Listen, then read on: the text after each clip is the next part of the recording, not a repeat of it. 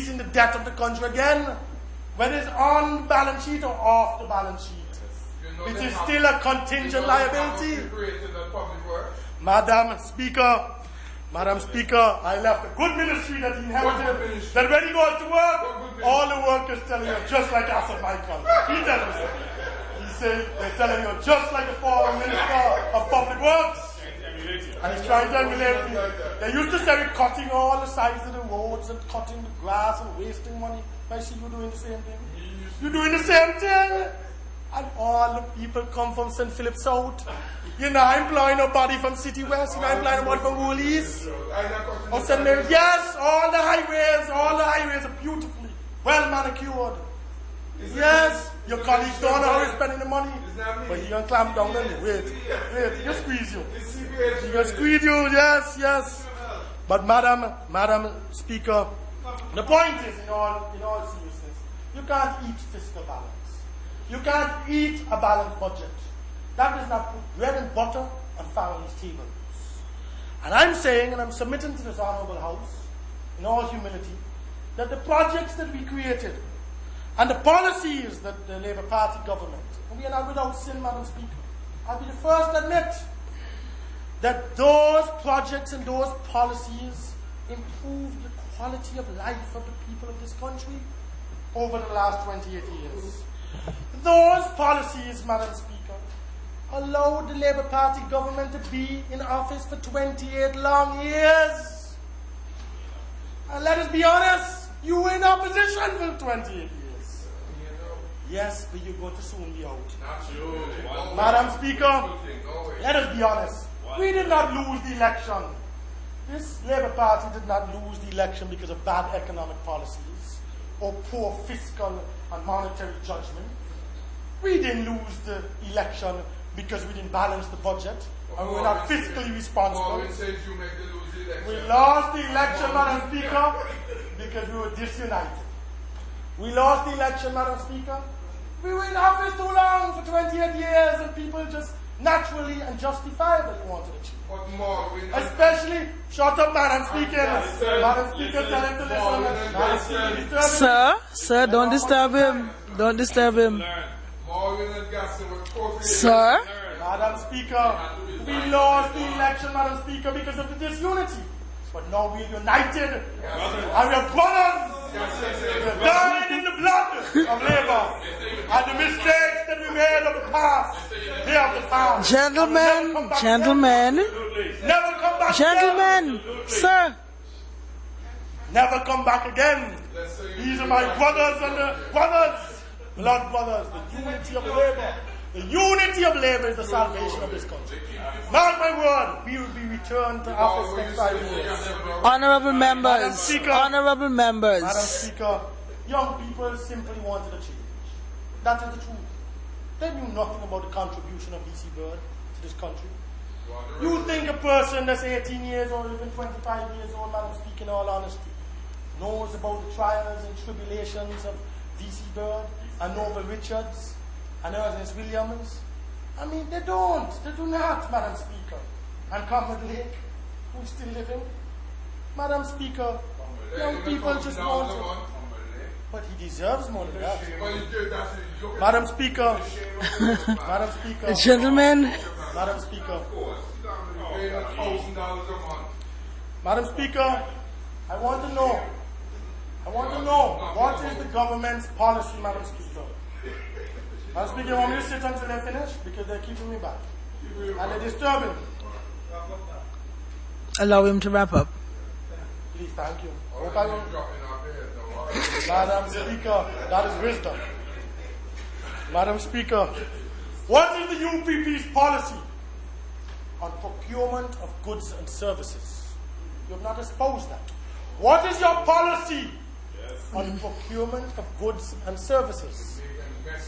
Tell me what is your policy. But you say you're going to write, the Prime Minister says week in, week out, he's going to right all wrong. And what is wrong will be made right. I want to know what is your policy. I want to know if one single elitist family is going to continue to be the sole crown agent, the official and the unofficial crown agent of the government. Will things be put out, Madam Speaker, to tender? Or will businesses, Madam Speaker, be continued to mark up goods 200, 300 and 400%?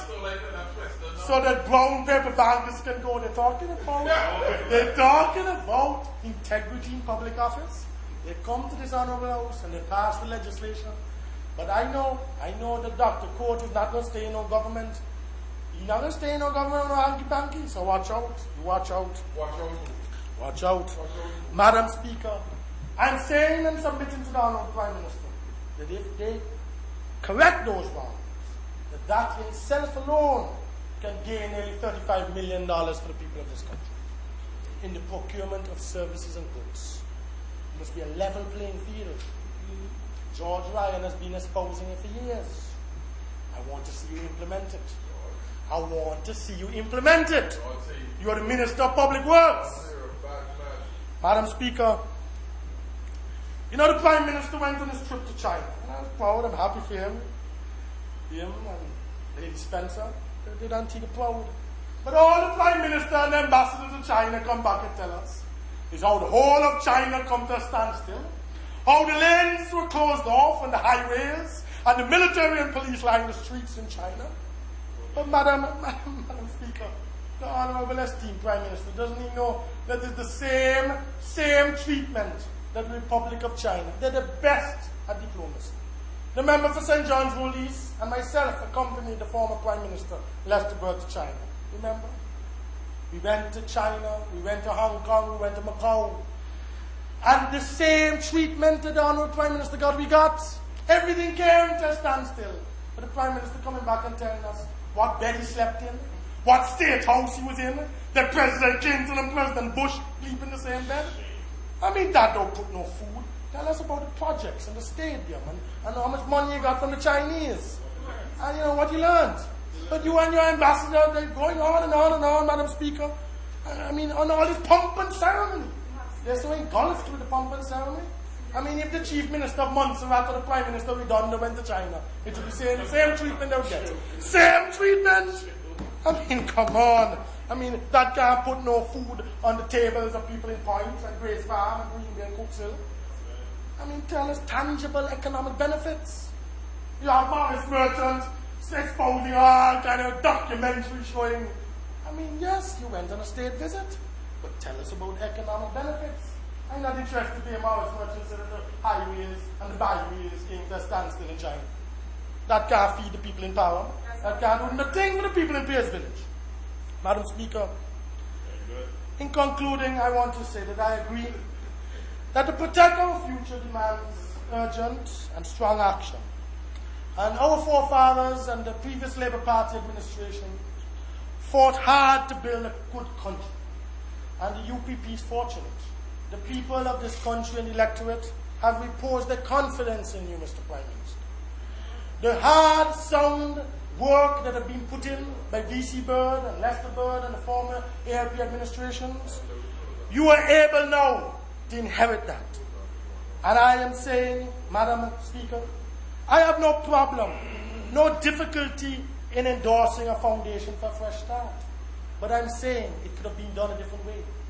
It could have been done a less harsh and punitive way. I'm submitting to my learned friend and honourable member for St. John's Wood East that is too draconian. And I'm saying, yes, we need a foundation for a fresh start. Yes, we need some kind of fiscal responsibility, but not the way that the IMF have dictated to you to do in this document. I share the view that we must be in a position, Madam Speaker, to paddle our own canoe. I share the view that this world is without much sympathy for micro-island states like ours.